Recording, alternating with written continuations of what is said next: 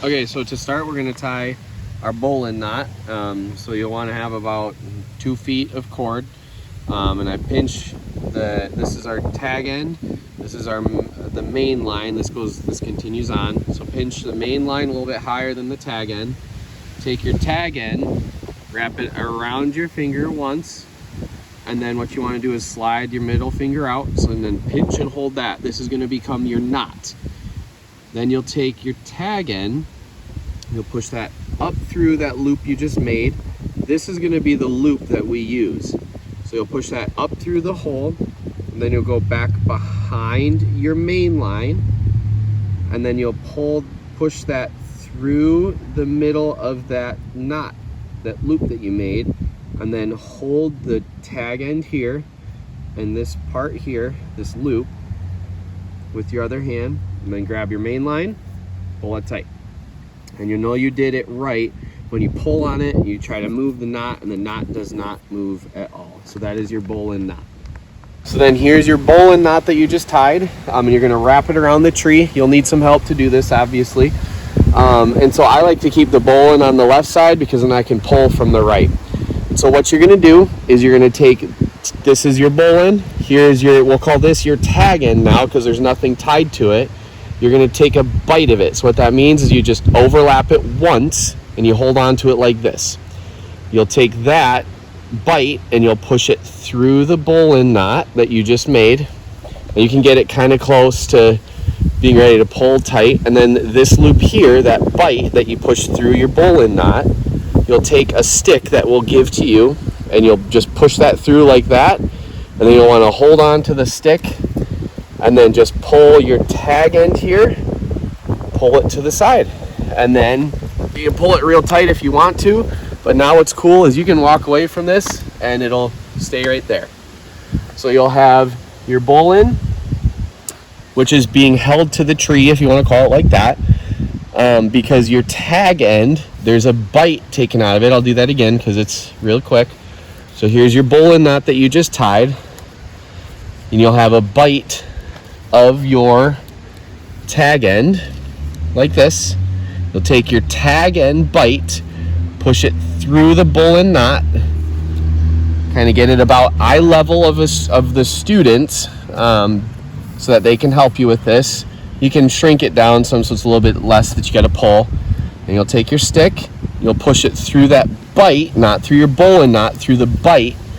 Then you'll want to hold on to the stick and then take your tag end and pull your tag end away from your stick. And that'll lock it in. Just like that.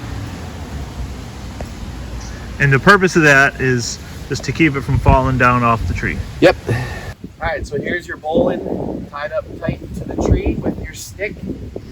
And your tarp will be laid out like this. You'll need to lay it out like this. We're fighting the wind today. But what you're gonna wanna find is the middle rivet of the long end of the tarp. So this end is the long end. You can tell because there's 5 rivets on this side and there's only 4 on that side. So you'll take the middle rivet, which is the 3rd rivet, you'll just lift it up, you'll take your tag end, push it through, and this knot doesn't need to be anything fancy. You just want to be able to push it through and tie it off here. You want to keep it, 2 or 3 feet away from the tree because this is acting as where the door is going to be for your shelter. So I'm just going to tie a little slip knot. You can tie any kind of basic overhand knot, just something to tie your line to here. So that's it. I'm going to put a safety on here just because I can. So now all you're going to do, your corners, your 4 corners are going to have guy lines attached to them. So you don't have to worry about tying these on. They're already going to be preset for you. They'll be about 4 feet long, which is probably more than you'll need, but that's okay.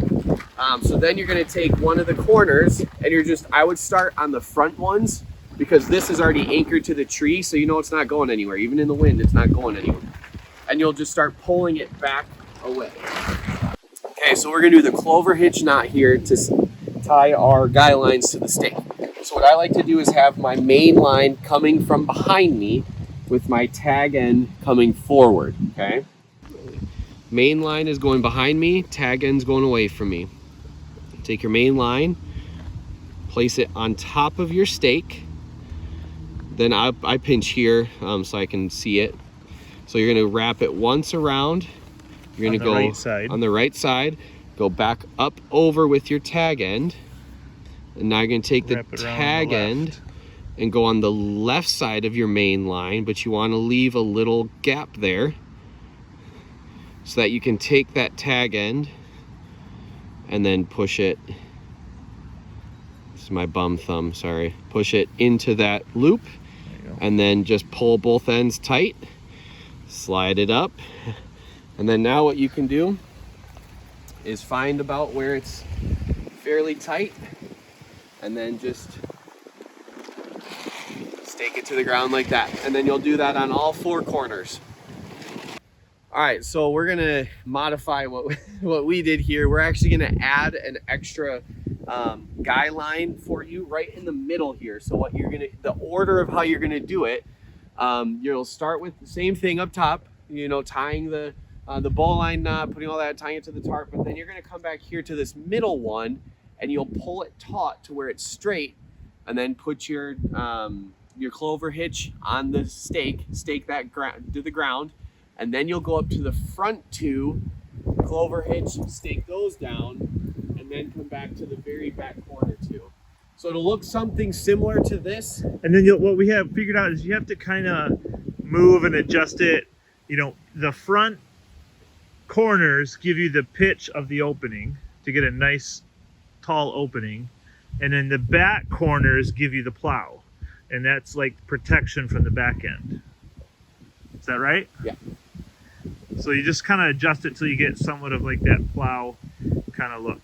Biggest thing is just making sure it's staked down. And we have a it's 20-mile-an-hour winds, as you can hear. But then once you're inside, you can just, all the kids can just, however many are in your group for that time, can just crawl on in, and then we'll spray them with the water hose or whatever. So you just imagine that back end is down low. Yeah. Yep. And there you go. There's your structure, your shelter.